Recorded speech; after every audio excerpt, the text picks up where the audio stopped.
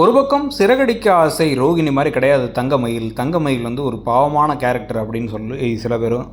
இன்னொரு பக்கம் வந்து பார்த்திங்க அப்படின்னா நிறைய பேர் வந்து என்ன இருந்தாலும் பொய் சொன்னது தானே உண்மை, அவங்க பொய் சொல்லி தானே கல்யாணம் பண்ணாங்க. அதனால் இப்போ சரவணன் கிட்டக்க அதுவும் வந்து நேராக காலேஜுக்கே போனதுக்கு பிறகு ஐயோ இந்த காலேஜில் நான் படிக்கல, 12ஆம் கிளாஸ் தான் நான் முடிச்சிருக்கேன், நான் எம்ஏலாம் படிக்கலங்கிறது தெரிஞ்சதுக்கப்புறமா எனக்கும் உனக்கு இடையில ஒன்றுமே கிடையாது அப்படின்னு அங்கேயே விட்டு வண்டி எடுத்து அழுதுகிட்டே கண்ணை தொடச்சிட்டு சரவணன் போனதுக்கு பிறகு இது சரியான தண்டனை தான் அப்படின்னு சிலரும் சொல்கிறாங்க.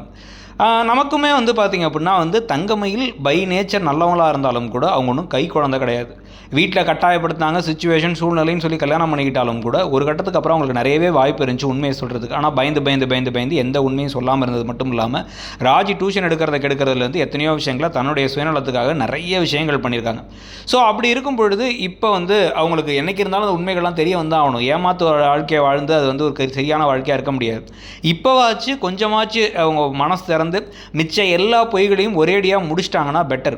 ஆனால் அதெல்லாம் சொல்லாமல் ஒவ்வொரு நாள் விட்டுட்டே இருந்தாங்கன்னா அந்த குடும்பத்தை இவங்களே அடித்து துரத்தி விட்டுருவாங்க இந்த வீட்டை விட்டு. அதுக்கப்புறம் அவங்க ப்ரெக்னெண்ட்டாக இருக்காங்கன்னு தெரிஞ்சு அதில் வரக்கூடிய பிரச்சனைகள் பிரிஞ்சு இருக்கிறதுன்னு நிறைய கதைகள் போகிறதுக்கான வாய்ப்பு இருக்குது.